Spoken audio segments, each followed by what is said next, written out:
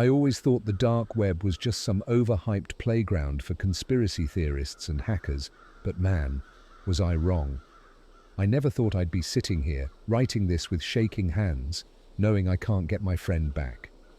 The thing is, the dark web is not some spooky corner of the internet filled with scary stories. It's real, and it's dangerous. My friend Ethan learned that the hard way. Ethan and I have been close since middle school. We were the typical nerds who bonded over video games, coding, and, well, exploring the internet's weirdest corners. The curiosity was always there, and when we stumbled upon some dark web stories, Ethan became obsessed. He started digging deeper, messing around with Tor browsers, reading forums, and even joining some sketchy chat rooms. At first, it was all just fun. You know, those places where people share weird stuff, nothing too serious. But things started to change when he found a hidden link, a chat room that didn't show up on your usual dark web searches. I remember the night vividly. Ethan texted me a link and said, "Dude, you've got to see this. I'm going to hop in, join me if you're down." I wasn't interested. Something about it just felt off. It was like one of those moments where your gut screams at you to back off, but Ethan, he dove right in. That's when the weird shit started. At first it seemed like just another creepy chat room, random people typing nonsense. But then Ethan messaged me in the middle of the night. I was half asleep, but what he sent woke me up instantly. It wasn't his usual jokey texts or weird memes. He said, "Someone's watching me. I don't know what the fuck I've done, but they're watching." I called him right away, thinking he was just screwing with me. His voice was shaky, frantic even. He told me that the chat room had gone quiet for about 5 minutes, and then someone messaged him directly. The username was just a bunch of random numbers and letters. The message said, "We know you. We're coming." Ethan, always the cocky one, replied with some dumb joke. But the next message chilled him to the bone. "Look outside." He said he peeked through the blinds, and there was a black SUV parked right across from his apartment. 2 guys in dark suits just standing there, staring up at his window. Ethan freaked out and closed the blinds.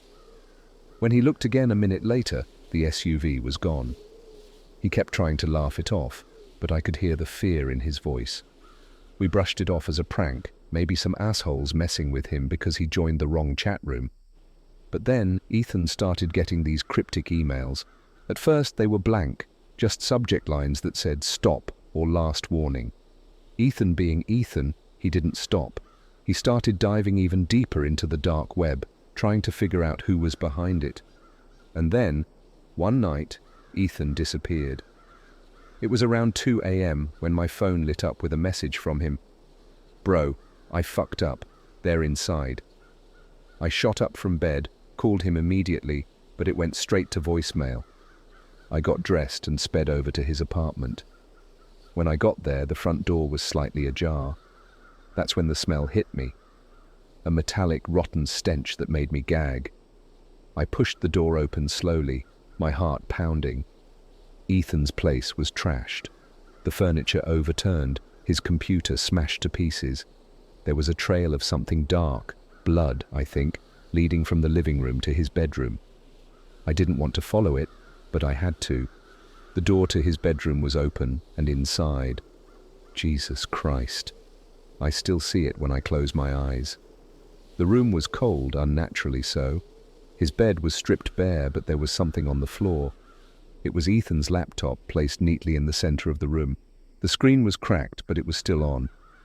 A chat window was open, and the last message sent to him said, "We warned you." I called the cops, of course, but when they showed up, they didn't take me seriously.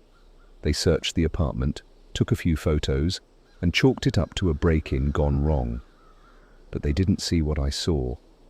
They didn't see the symbols scratched into the walls, symbols I'd later find out were part of some dark occult shit that's deeply tied to the worst parts of the dark web. I tried to dig deeper after that night. I spent days, weeks, trying to find any trace of Ethan. I scoured the web, went through every dark web forum, and even joined the same chat room he did. But every time I got close to finding something, my computer would freeze, and I'd get those same messages Ethan did. "Stop." And then I started noticing things in my own life. A black SUV parked down my street.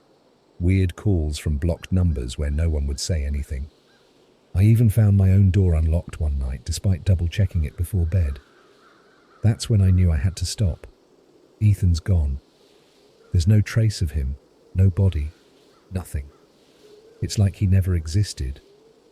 His social media accounts were deleted, his phone disconnected. Even his family moved away without a word. It's like someone, or something, erased him from existence. I don't know who's behind it. I don't know what they want. But I know one thing for sure. The dark web is not a place for amateurs. And if you think it's all just some game, you're wrong. After Ethan disappeared, I became paranoid. Not just the kind of paranoid where you check your locks twice before bed, but the type where every shadow on the wall feels like it's watching you. I started noticing things about my life that weren't normal. Things that weren't just off. They were wrong. I kept seeing the same black SUV parked a few houses down, not every day, but often enough for it to make me sick to my stomach. When I was at work, the emails started. Blank messages with the subject line, soon. No text, no signature, just that single word. It's like they were taunting me, like they were waiting for me to fall apart. One night, about 2 weeks after Ethan vanished, I came home to find my apartment had been ransacked. The door wasn't broken, no windows were shattered, but everything inside was upside down. Drawers emptied, furniture flipped, even the food in my fridge had been tossed around like they were searching for something. I called the police, but when they showed up, they treated me like I was crazy. No signs of forced entry, no proof anything valuable was taken. They told me to calm down, to check if I left the door unlocked by accident. But I hadn't. I never do.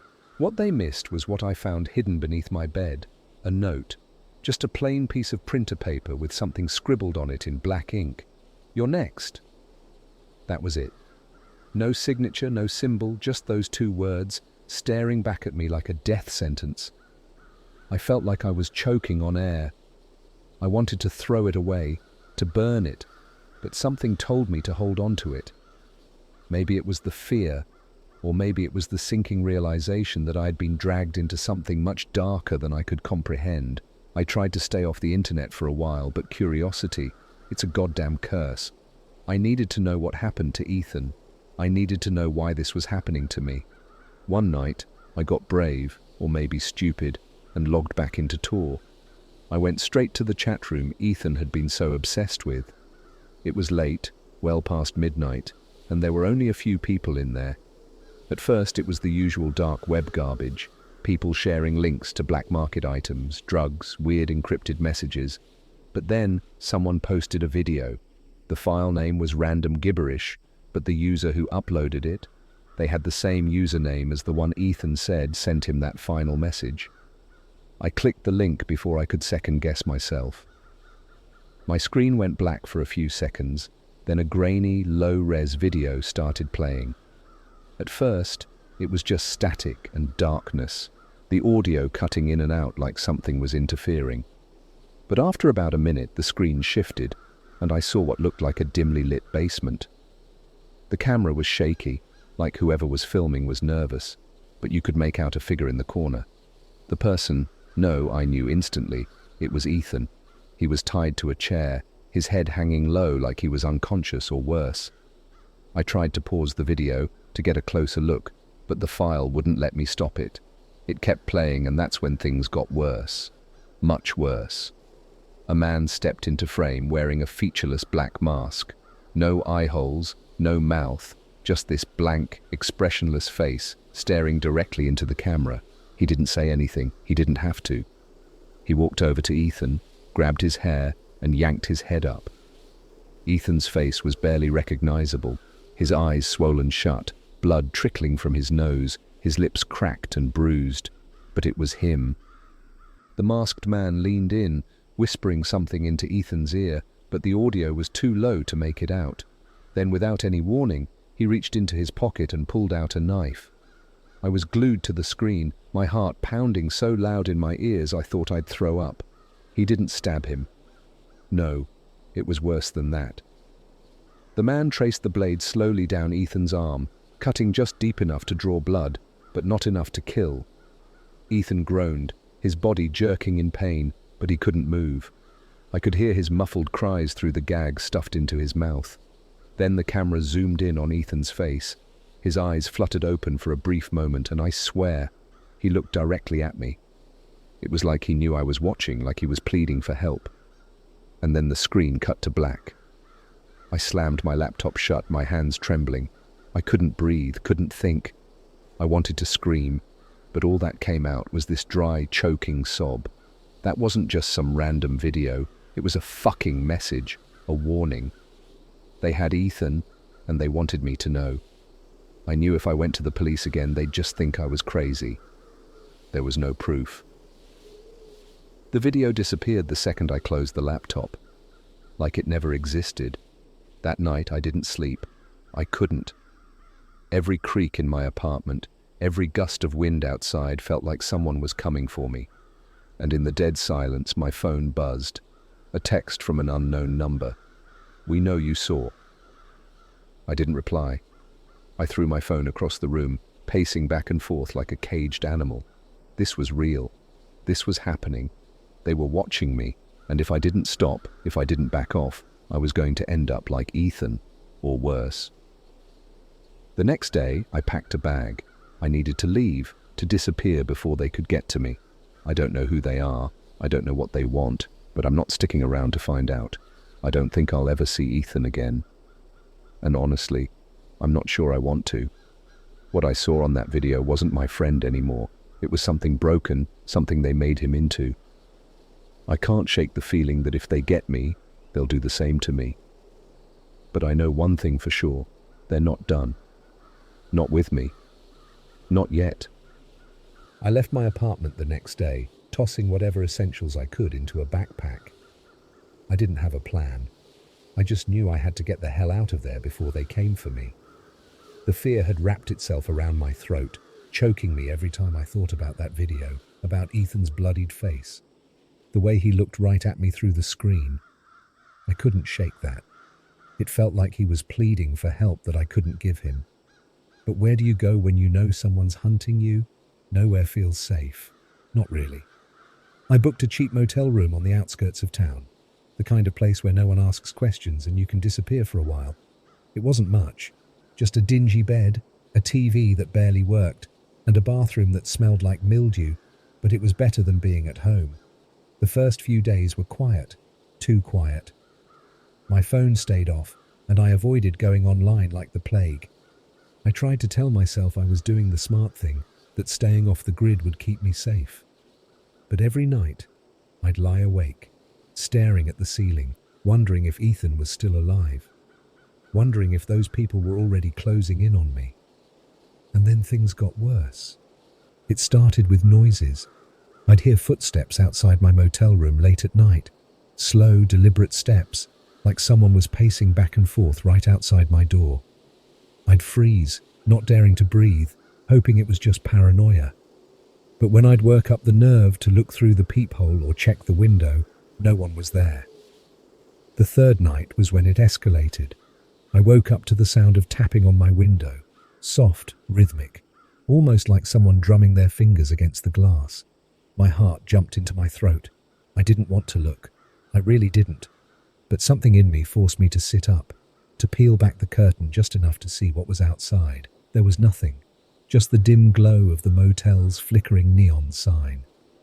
But as I let the curtain drop, I caught a glimpse of something, someone, standing just at the edge of the parking lot.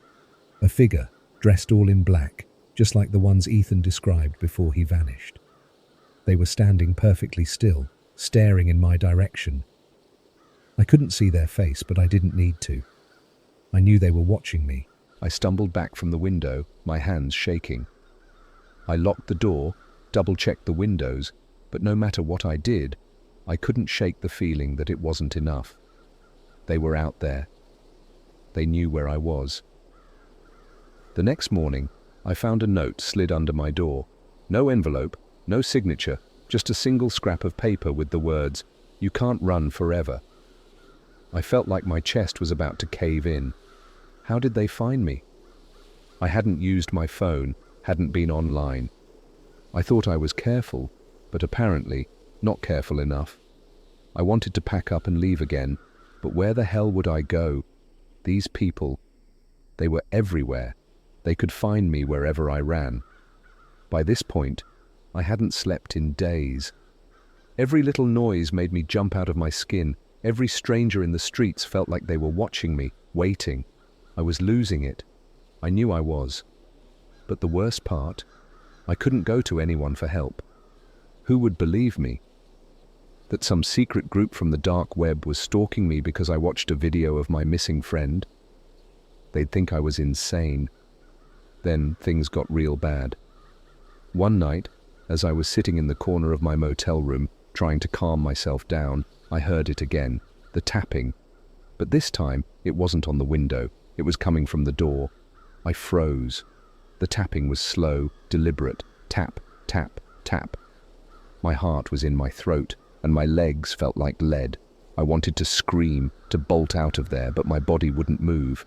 Then I heard it, something that chilled me to my core. Open up. We just want to talk. It wasn't loud.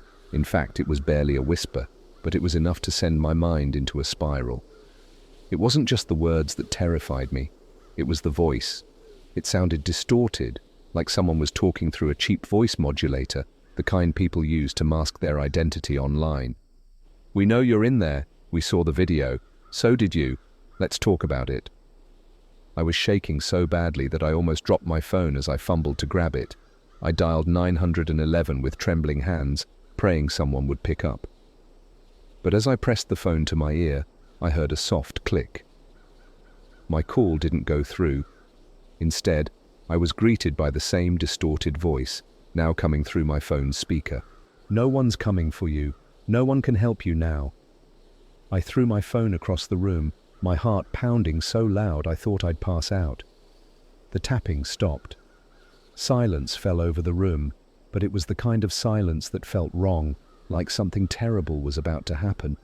I grabbed the heaviest thing I could find, a lamp, and stood there trembling, waiting for something, anything, to happen.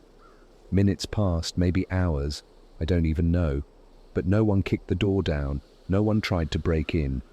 When I finally worked up the courage to look outside, there was no one there. The parking lot was empty, just like it had been the night before. But they had been there. I knew it. They'd left me another message, this time etched into the wood of my door. You're next. That was the last straw. I packed up everything I had and left that night, driving as far as I could to some other nameless, run-down motel on the outskirts of nowhere. But it doesn't matter how far I go, does it? They'll find me. They always do.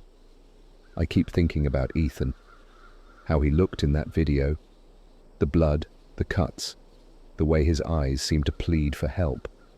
I can't get it out of my head. Every night I dream about him, about what they did to him, and I can't help but wonder, how much longer until they come for me? How much longer until I end up like him? The dark web isn't some spooky story to tell your friends. It's not a place for idiots like me or Ethan to mess around. It's real. And if you go looking for things you shouldn't, you'll find them. Or worse, they'll find you. The longer I ran, the worse it got. It didn't matter where I went, how many towns I passed through, or how much I tried to stay off the grid. There was no escaping them. Every new motel felt like a temporary hideout. Every set of footsteps behind me sounded like someone closing in. Sleep became a distant memory. I spent most nights sitting by the door, holding whatever makeshift weapon I could find. Sometimes it was a chair leg, sometimes it was just a shard of broken glass. Pathetic, I know, but what else could I do? After what happened at the last motel, I knew I was marked. There was no way they'd just let me go. I kept hearing those distorted whispers in my head. You're next. I couldn't go back to my old life. Hell, I wasn't even sure I had a life left to return to. One night, after weeks on the run, I stopped at this tiny gas station in the middle of nowhere. You know the kind, those grimy places where the neon lights flicker and the smell of diesel mixes with old cigarettes. It was late and I hadn't eaten in a while, so I grabbed a sandwich from the fridge and went up to the counter. The cashier barely looked up from his phone as he rang me up. But then he did something that sent my stomach dropping. He looked me dead in the eye, leaned forward and said, "They're watching you." Just like that, casual as anything. Like he was commenting on the weather. I froze, my breath catching in my throat. I wanted to ask him what the hell he meant, but my tongue felt like it was glued to the roof of my mouth. He smirked, shrugged, and went back to scrolling on his phone as if he hadn't just delivered a death sentence.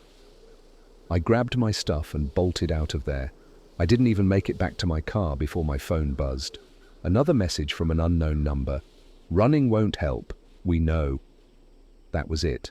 No threats, no demands, just a simple fact. They were watching, and they knew exactly where I was. My hands shook as I fumbled with my keys, throwing myself into the car, locking the doors and speeding off into the night.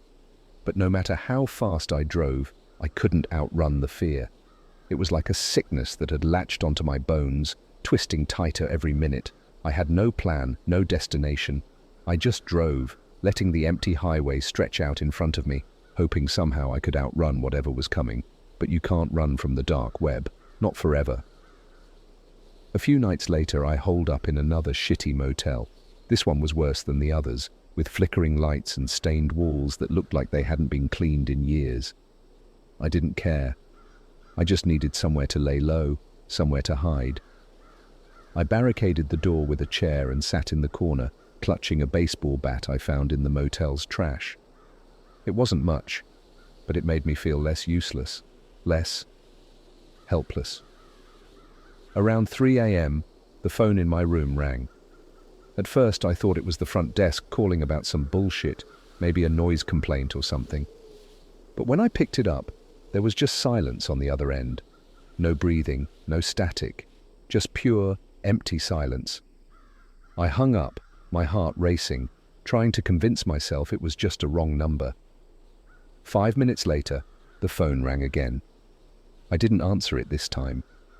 I stared at it, waiting for it to stop, but the ringing felt like it was drilling into my skull. When it finally stopped, I let out a breath I didn't even know I was holding. But just as I thought it was over, my cell phone lit up. Another message. "We're close." I couldn't breathe. My chest felt like it was caving in. I didn't need to look outside to know they were nearby. I could feel it, this creeping sense of dread that had settled deep into my bones. It was the same feeling I had when Ethan first disappeared, the same gut-wrenching realization that something terrible was about to happen. I sat there, gripping the bat, staring at the door, waiting for them to kick it in, waiting for the inevitable. Minutes ticked by, then hours. But nothing happened. The silence was worse than any noise. It was like they were toying with me, dragging out the fear until I couldn't take it anymore. And then, around dawn, the tapping started again. This time, it wasn't the door or the windows. It was coming from the walls. Soft, rhythmic taps, like someone was knocking from inside the walls themselves.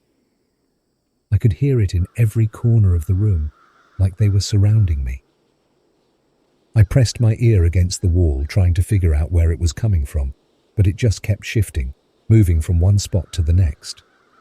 Then the whispers started. Faint, barely audible, but unmistakable. It wasn't a voice I recognized, but the words were clear. "We're inside." I backed away from the wall, my back hitting the bed frame. I didn't know what to do. Every instinct was screaming at me to run, to get out, but where would I go? They'd already proven they could find me anywhere. Suddenly, my phone buzzed again. I didn't want to look, but I had to. Another message. "It's too late." I threw my phone across the room, my mind racing. They were already here. They were inside the walls, watching me, waiting. The room felt smaller, like it was closing in on me. My head was spinning, my vision blurring. I couldn't breathe. Then, the door handle rattled. I froze. My eyes locked onto the door as it slowly, painfully began to turn. It wasn't fast, like someone was breaking in. It was slow, methodical, like they wanted me to see it coming. I stood there clutching the bat, knowing deep down it wouldn't matter. The door creaked open just a crack, and I could see the edge of a black sleeve. Then, a voice. That same distorted voice from the phone calls, from the messages. It's time.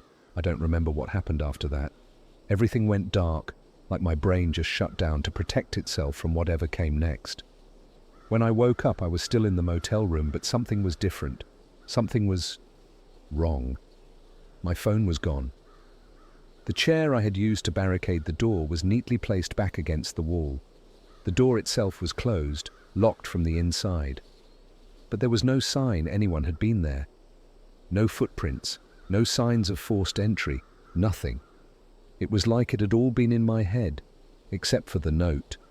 A single piece of paper sitting on the bed where I had been passed out. One sentence scrawled in the same black ink as before. "We'll see you soon." They weren't done with me, not by a long shot. By the time I got that last note, I knew it was over. The kind of over where there's no coming back, no running, no hiding. It's like trying to escape a nightmare that keeps bleeding into reality. I didn't leave the motel that morning. Hell, I didn't even move. I just sat there staring at that piece of paper with those words burned into my skull. "We'll see you soon." It was a promise, and I believed them. Days passed, but it felt like time had stopped. Every sound outside my door sent my heart racing. I was trapped in that room, suffocating under the weight of the fear they'd built around me. My phone was still missing, and without it, I felt completely cut off from the world. Like I'd been erased, just like Ethan.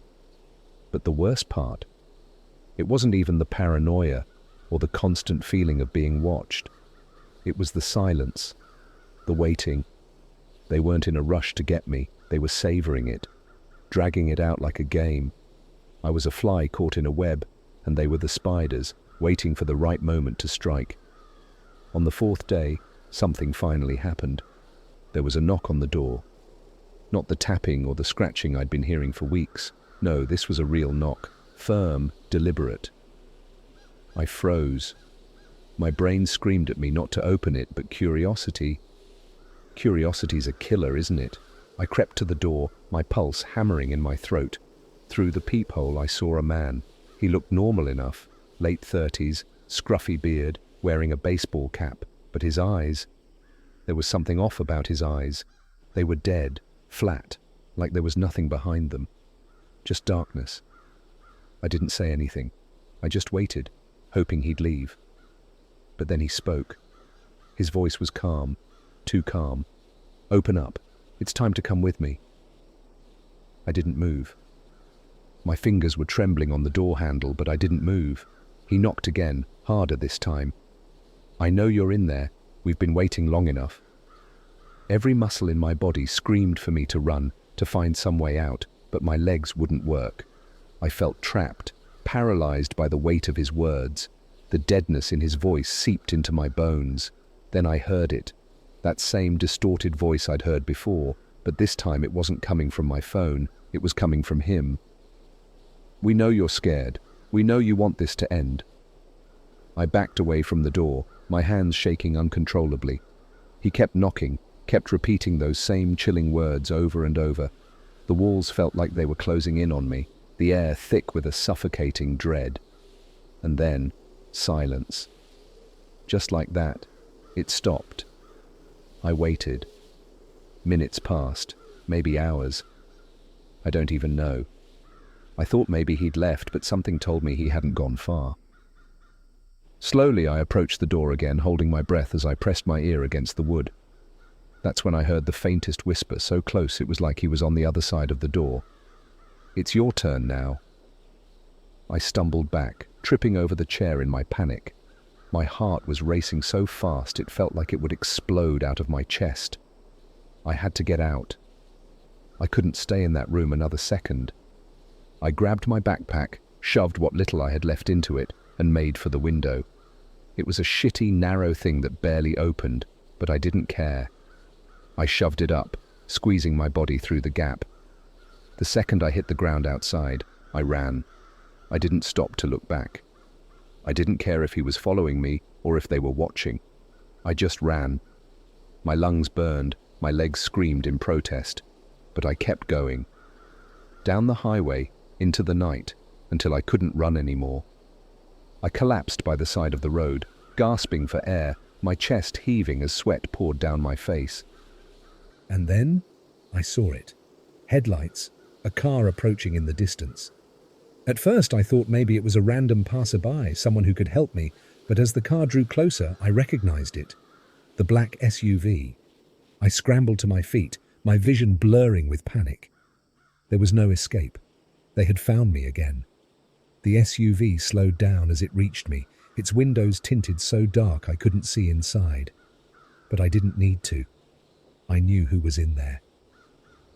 The door opened, and out stepped the same man from the motel. Only this time, he wasn't alone.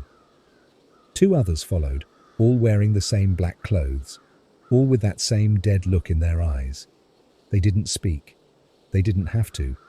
I could feel it in the air. This was it. The end. I backed away, my hands shaking, but there was nowhere to go. The road stretched on for miles in either direction, and the woods beside me were too thick to run through. I was trapped. The man stepped closer, his face illuminated by the car's headlights.